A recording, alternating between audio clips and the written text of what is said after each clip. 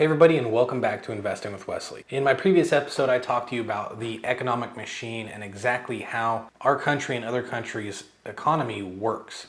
I also talked a little bit about what happens when countries or the economic machine crashes and there is a deleveraging. In today's episode, I want to answer kind of an important question that I didn't really answer in the last video, and that is what happens to your debts and what happens to your money in the event of an economic deleveraging. So with that being said, let's get into it. Okay, so for starters, as a brief recap, a deleveraging happens when there is no possible way to save the economy. In a sense, we have become so over-leveraged and so overburdened by debt that no matter what monetary policies the Federal Reserve and the government implement, it just doesn't work. This is when a deleveraging occurs, followed by a new form of currency. Now, what would happen to all of your debts that were under this old currency? Well, nothing really. That's the short answer anyway, is that nothing would really happen. Your debts would still be where? Your debts would still be there, and you would still be liable to pay those debts. But just because this new policy or new currency wouldn't wipe away your debts, it doesn't mean that it wouldn't make it easier to pay those debts. Like I said, it's all part of the economic machine, and when a country owes too much debt, it inevitably has to default and has to deleverage. This has happened time and time again all throughout history, even back into the BC era. Now, if we're speaking honestly, the US has already begun the deleveraging phase, and that everything the US is doing right now is basically playing a really big game trying to buy us more time.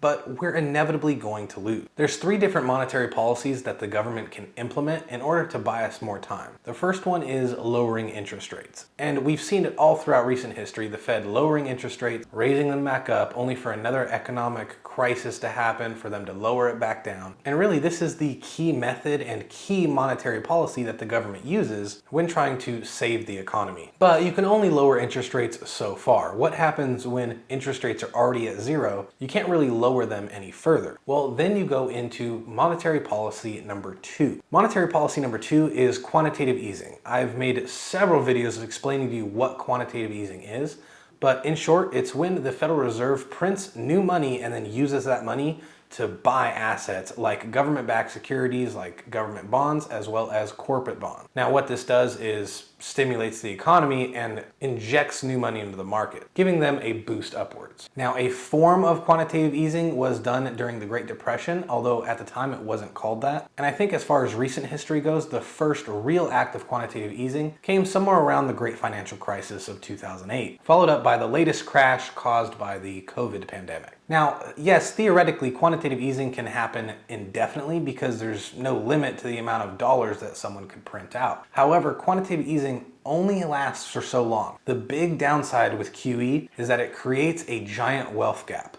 The people that are invested in the markets typically are already wealthier, and there's already a wealth gap compared to the people that aren't invested in the market. However, when QE starts, the people that are in the markets that get a prop up get even wealthier, while the people that aren't invested in the markets don't get any wealthier whatsoever. This creates a giant wealth gap that we can already see growing today. Once this wealth gap happens, the next thing we have to worry about is the inflation. You and I both know inflation is already running rampant, and that leads us to monetary policy number three, and that is the redistribution of wealth. Now, currently we're seeing the redistribution of wealth come in the form of tax hikes on the wealthy and stimulus checks for the less wealthy. But let's talk about what happens when the redistribution fails, because you can only print and give people so much checks before inflation continues to grow and the price of everything continues to get out of reach.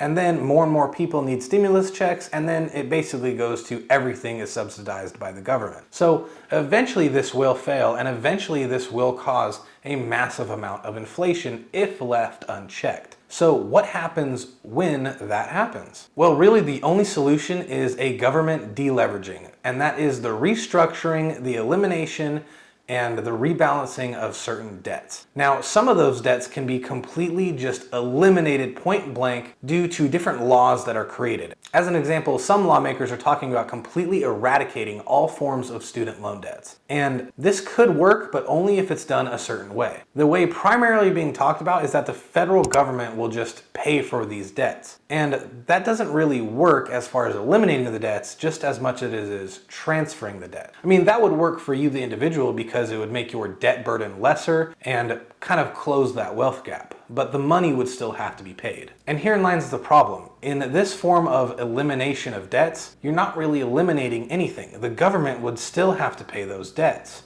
The government would still be carrying all this debt. And if the government can't afford to pay all those debts, then it has to print more money, causing inflation, and it's just a giant feedback loop and a giant cycle. So really the only solution is to devalue the dollar and introduce a new form of currency. We devalue the dollar by inflating it away. This basically means we print so much money that we can pay everyone's debts off everywhere across the country, and everyone starts off at zero. Doing this would make the US dollar basically worthless, just like what happened to the Venezuelan dollar. But that is also why they would introduce a new form of currency. Now, this could be something like a treasury dollar backed by gold that's held in the treasury, or it could be something like a US dollar coin that's introduced by the Federal Reserve. It really doesn't really matter. It's whatever the government accepts as its new form of currency. With this new currency starting off, it would start off much more valued because that is the new currency than the US dollar that was inflated away. All money coming from the government, all money being issued by banks, everything would now operate off of this new currency, and the usability and really value that was left in the US dollar is now next to zero. This is the main event that happens during a deleveraging and introduction of a new currency. You would still have to owe all those debts for your mortgage, your student loans, your credit card, your car. Everything would still be owed, but you'd be able to convert your new treasury dollars into the lower valued US dollar and basically be able to pay all those debts off really easily. Think of it like exchange rates between the US dollar and the Mexican peso. Currently, you can convert one US dollar into about 20 Mexican pesos. It'd basically be the same thing, except we'd be talking about US treasury bills or whatever the new currency is and the old US dollar currency. We'd be able to convert one of the new currency into several, if not hundreds or even thousands of the old US dollar currency. So, like I said earlier in the video, no, your debts wouldn't be completely eliminated, but they would be that much easier to pay off. Now, do I see this happening? Do I see the US going down this road? And if I do, when? Well, the answer is yes. You can't really fight it, you can only delay it. And the US is already doing everything in their power to delay this deleveraging event because they know we would lose the reserve currency status. We'd basically end up like Dutch Bank or even England after World War II. And obviously we don't want that. Now also, I want to point out that nothing else changes during a deleveraging either. Only the new money created and issued is what changes. So if you have a retirement account or even a pension, you're still going to be paid in the old US dollars. If you don't think this is possible, just think to Soviet-era Russia. There's people still to this day getting paid pensions from Soviet-era money. Now that money is basically worthless, but under contract, they still have to pay that money for the rest of their life. So if you have a pension and that's all you're relying on, then you better hope this deleveraging event doesn't happen within your lifetime. Otherwise, when the US dollar becomes completely devalued and you're forced to go back to work to earn the new currency,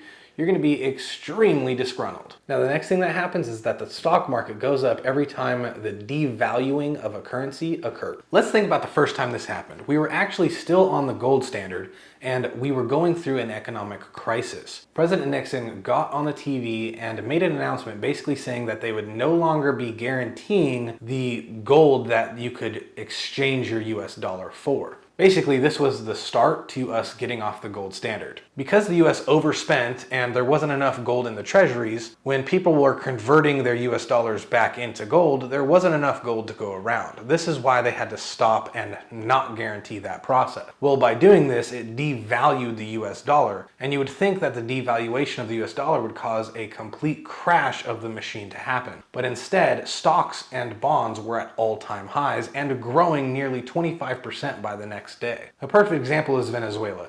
They have printed so much money that they have trillion-dollar bills going around. However, if you look at their stock market, they're at absolute all-time highs. So Just like before, the people that are invested and remain invested into the stock market will see the greatest growth and the greatest benefit from an economic deleveraging and introduction of a new currency. And the people that aren't invested or that are only invested in insurance products like pensions will be affected the most. Ultimately, it comes down to the same advice I've been telling you guys in pretty much every video. Invest into the stock market and invest in really good funds or really good companies that produce a dividend. These are things like value companies. Companies that no matter what, rain or shine, will produce a profit, and you'll get a piece of that profit in the form of a dividend.